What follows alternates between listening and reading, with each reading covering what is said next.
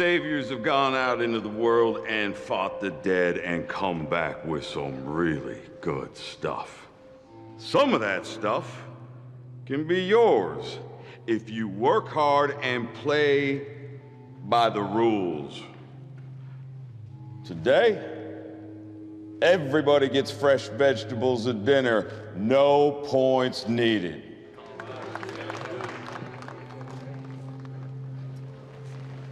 You see that? Respect. Cool, huh? They're still on their knees. As you were.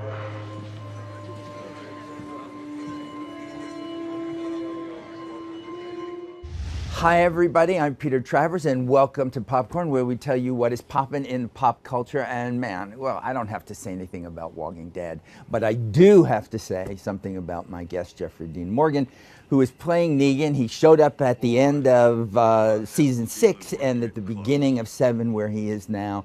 Well, you've changed the world.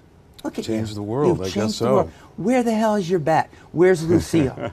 You're like the 4th person that's asked me that I don't today. care if I'm the 12th. I do appreciate the fact that everybody thinks I kind of walk around with her. Well, of which, course yeah, I would. Yeah, If yeah. I had Lucille, I would. I do on set.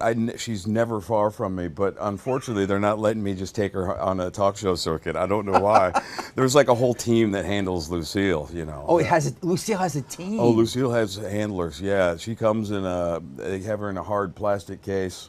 I refer to as her, of course. Well, she's Lucille. It's a little bit of a love affair going on between myself and Lucille. Yeah, but there's a guy that kind of takes care of her, and she's in like a foam case, and I grab her, and boom, there's Negan. It does a great deal in kind of influencing where I go with my character. Does she get fresh barbed wire for every scene? No, we clean her.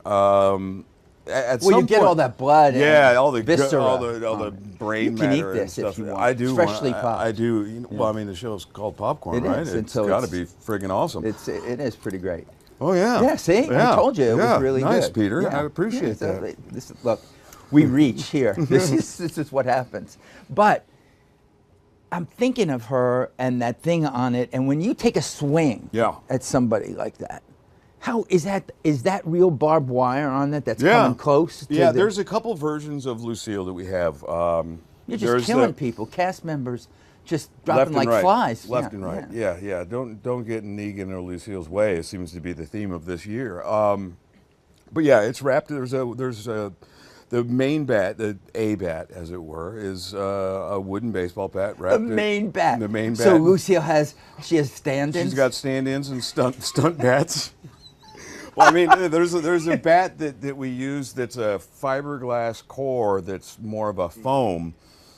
It still hurts like hell to get smacked with, that I used to do the actual hitting. And that barbed wire is made out of something that doesn't inflict as much pain as what the wood bat would.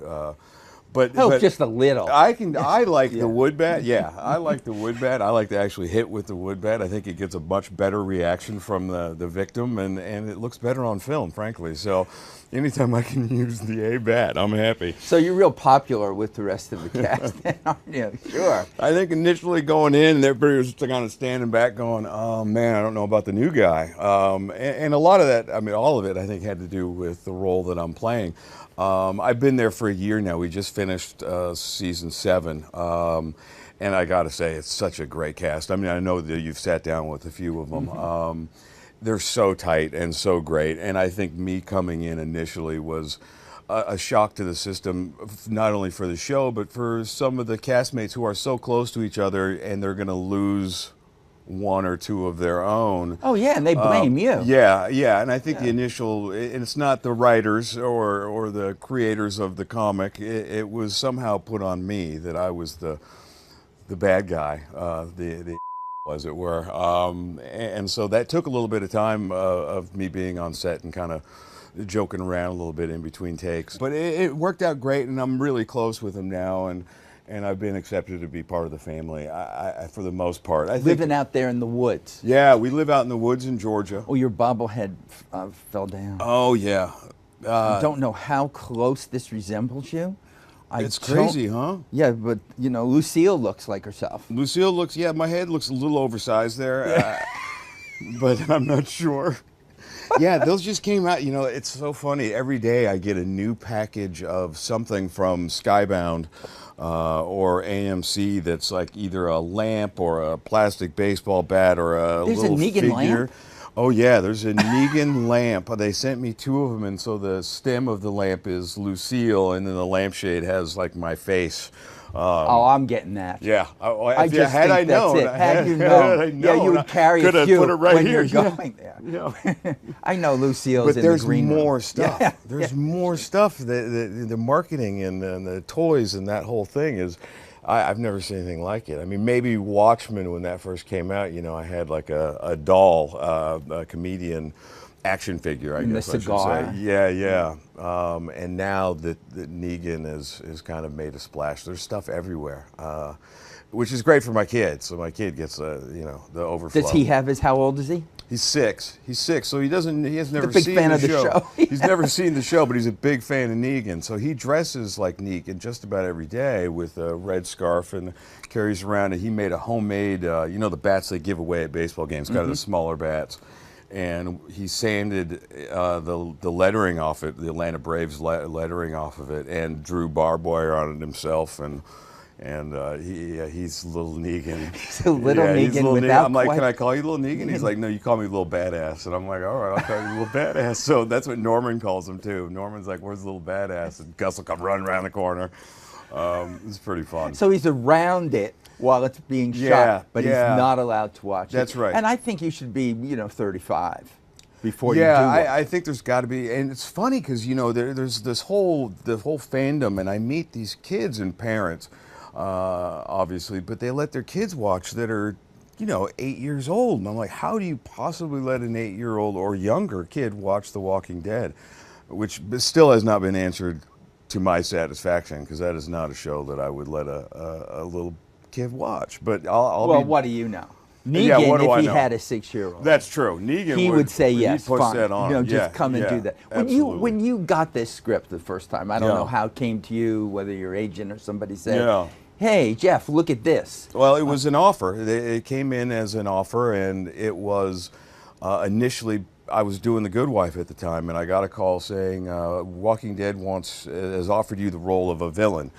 And I watched the show, and so they wouldn't tell me the name of the villain, but I knew that it had to have, my guess was it was Negan, because I knew where we were in the story, and I knew that Negan had to be introduced soon. And sure enough, it was. And so I immediately was like, yeah, let's do it. For sure, we had to work out dates with The Good Wife, but my initial, I guess, script was just a 17-page monologue that I did at the end of season That's what 6. it is. And they didn't send me the whole script. It was literally 17 pages of Negan talking.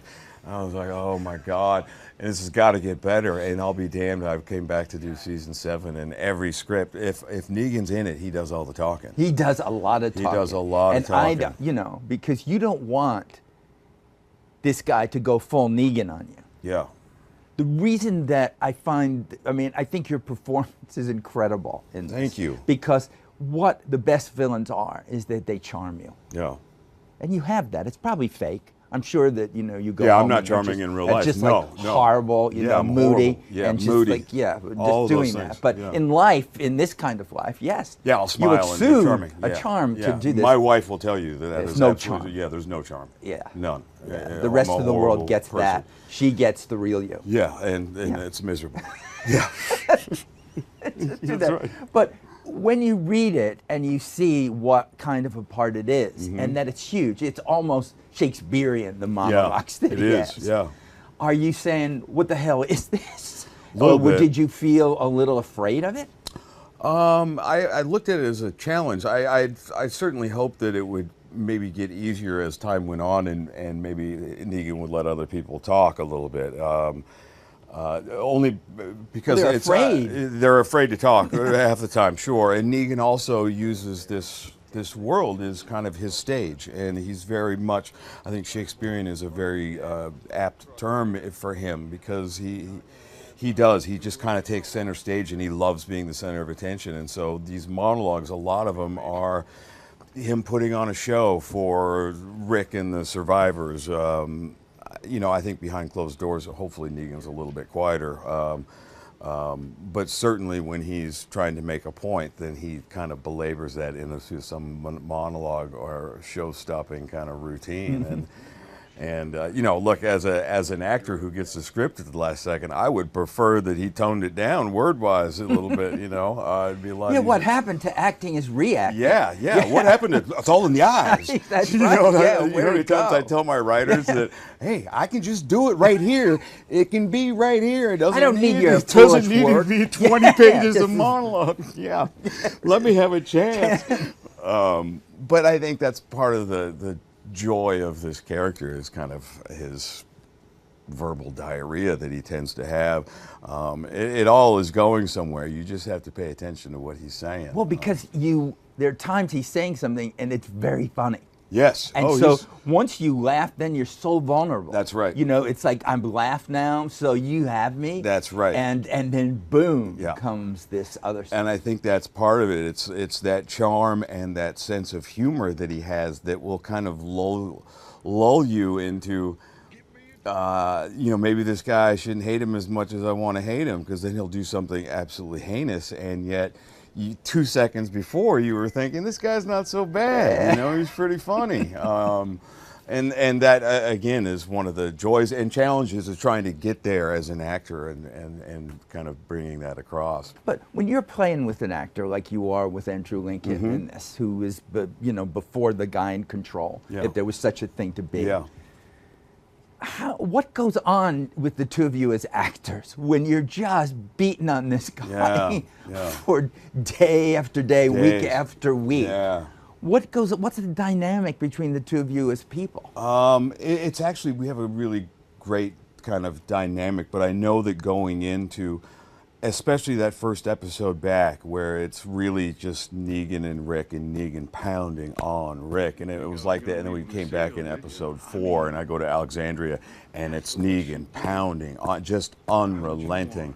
And for Andy, you know, he's worked 6 years in creating this character that was in control and kind of this balls out guy, the manliest of men, and to have his character kind of ripped out from under him, which is essentially what's happened. I know it's been hard for him. I know he gets frustrated with it, and I feel for him as an actor, because you know, this is something he's worked on so hard. But at the same time, I think he relishes the fact that he's getting to do something new and show a different side of Rick, and being this vulnerable, at the mercy of Negan guy, a complete kind of 180 from what he's been doing, I think has been a challenge for him that he hasn't had yet with this Rick character. And then in between takes, I mean, look, I know I'm getting him. If in between takes he's off in a corner swearing or screaming, because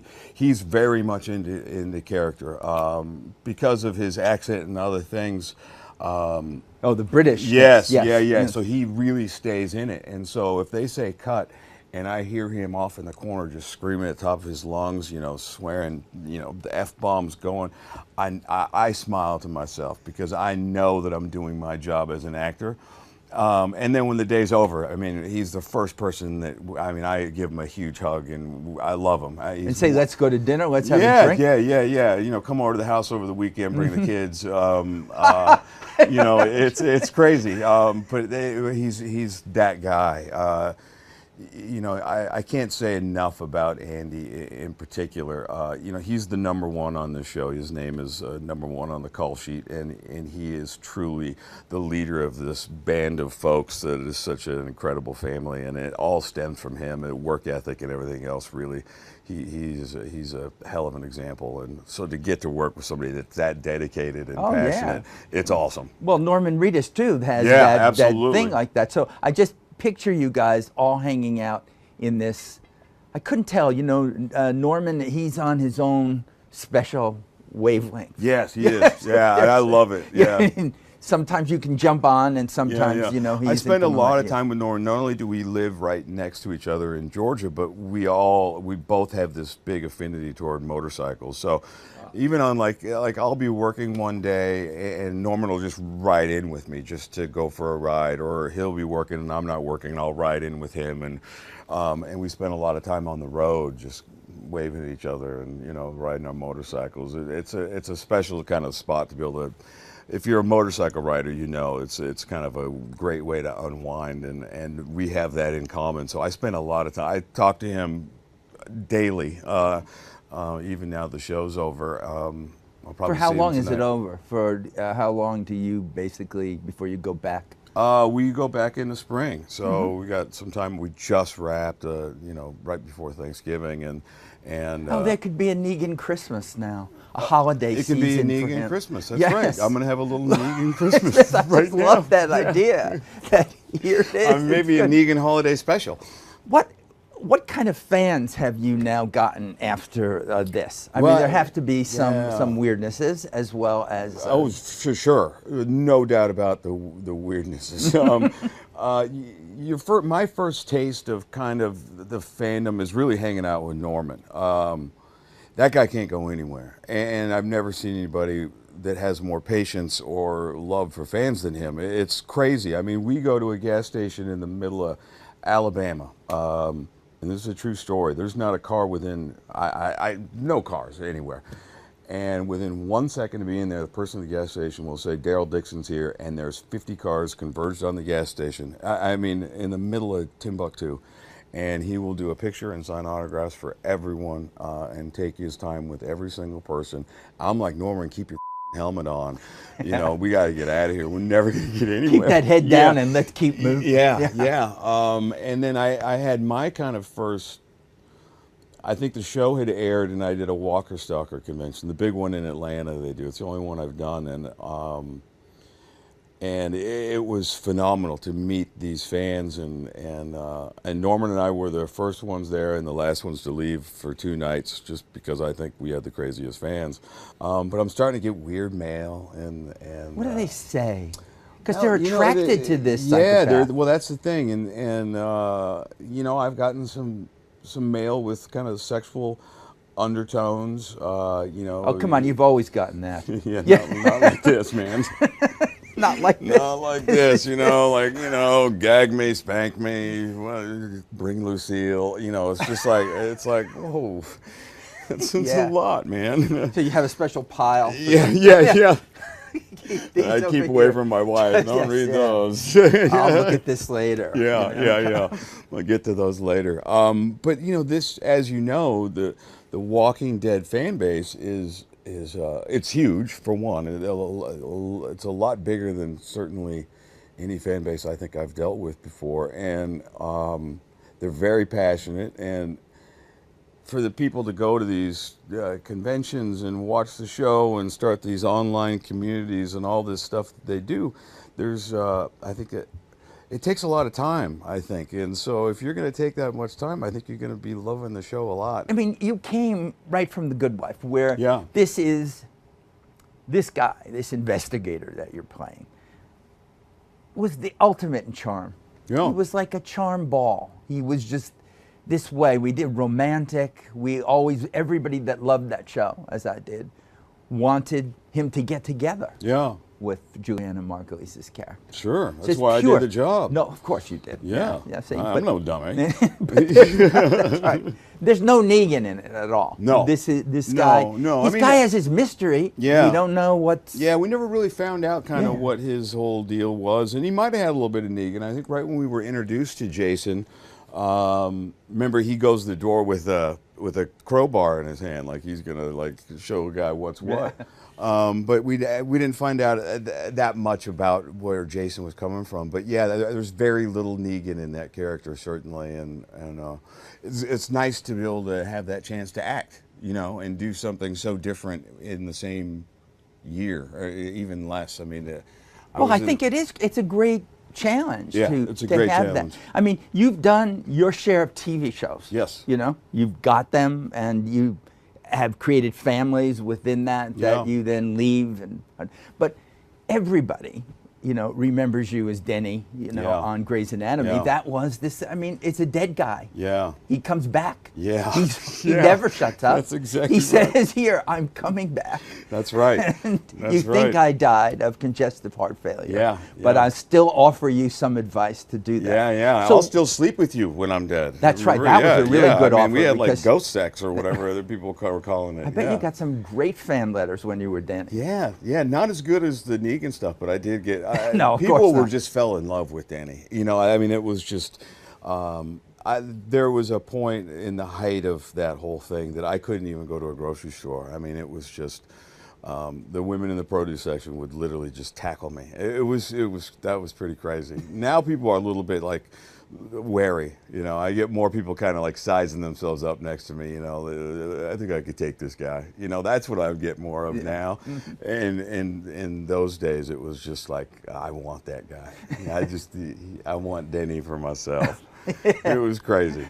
He's mine. Yeah, he's mine. That's it. That was more that. Yeah, it was more that. He's mine. That's exactly right. Stay away from him doing that. Yeah. So where are you now in your career? Are you happy with the way it's going? Is this? It's been interesting. Because you've done lots of things. Yeah. I try not to look back at my career very often, and I always try to make choices based on, I think, who I'm working with and challenges and how if it's something I'd never done before. I think Negan was an opportunity to do something really I hadn't done before. But I'm really happy with my career when I think about it. I've done a nice mix of film and television. I've tried not to get stuck on the same character for too long.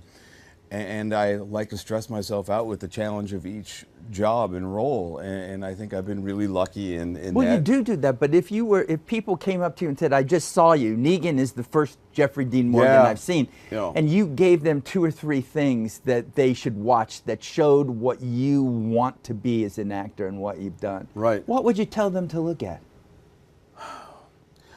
It depends on, I think, that's a really great question. There's some smaller movies that I've done that I don't think anybody has seen. There was a movie I did called Texas Killing Fields that was Amy Kanan Mann, Michael Mann's daughter, directed. It was me and Jessica Chastain and Sam Worthington. And I really liked that movie. I think that was an opportunity to do something I really hadn't done before. I think Watchmen, as a graphic novel come to life, I think that Zack Snyder did such a fantastic job, and I think that story, the kind of anti-hero, superhero, was an interesting story to tell, and I would do the director's cut. And in TV, I mean, I've done so many things, but I think quintessential would be Grey's Anatomy, and then I'd jump straight to what I'm doing here at Negan. But there's quite a few. I'm forgetting jobs. I'm forgetting. Well, I know, but you seem like you're in this good place as an actor. I am. I don't care how tortured you are at home when no, you go home and give there's about that. Yeah, nobody does. But here when you're doing this, it's it. So they want to take you away, and I hate that because I always have more with you. And look, I do have. I this. know. But I'm we so proud. end this show in song always. Okay. Always. Now, music's a big part of you. Well, not. Oh, it is. Oh, Come stop! on. No, Peter, it's not. Oh, come on. Come on. It's so not. It so is. This is because the last time you I'm talked. sure back in Georgia. Do you remember the last time that we talked was for a movie called Peace, Love, and Misunderstanding? Yeah, you were singing The Wait. Which and it was the most miserable experience of my life. Was singing that song on stage. It was horrible. You were a songwriter. You were a singer in that. You did things. But I hated every second. That was the most fearful I've ever been on a film ever, and because we did that at a real music festival. I remember flop sweating, and I remember Catherine coming in the trailer because she had to get up on stage, and she was flop sweating, and so we started drinking, and I'm not even a drinker, and I was like, I only have popcorn. I'm gonna get hammered for this. Look, I've reduced the guy who plays Negan to a quivering mass of jelly. I'm like, oh he my God. can't really go on. Don't make me do this, Peter. I don't need barbed wire. I don't need anything. Come on. What do you want me to Everybody sing? gives me a little bit. I'll do it with you if I knew it. Oh, you want me to just... Somebody give me a song to sing. Besides Happy Birthday, because that's the only one that's coming to my mind right now. Really, Happy Birthday? Happy Birthday. Not even I'm trying to think what popped into my head. I can imagine you doing anything, so I'm not believing this panic that you... I'm not. It's not panic. It's more like I just can't even think of anything right now. Yes, you can. I can. I really can't. I mean, now I'm swearing. When is your birthday? Now I'm just like breaking out. When is your birthday? April 22nd. Well, let's do that. We can do happy birthday to you now that we can do it without paying $20,000 for a second of it. You want me to sing happy birthday I'll to sing myself? it. We'll sing it to you. We'll sing it together. When's your birthday? June. Okay. All right. Happy birthday. Happy birthday to you. Happy birthday to you. Happy birthday, dear Jeff. Happy birthday to you. See, we'll use that on our birthdays forever. There what you a go. coward. What a I really turned out can't- to be in the end. I really can't I think of a just song. really can't believe I'm trying to that. think of a song.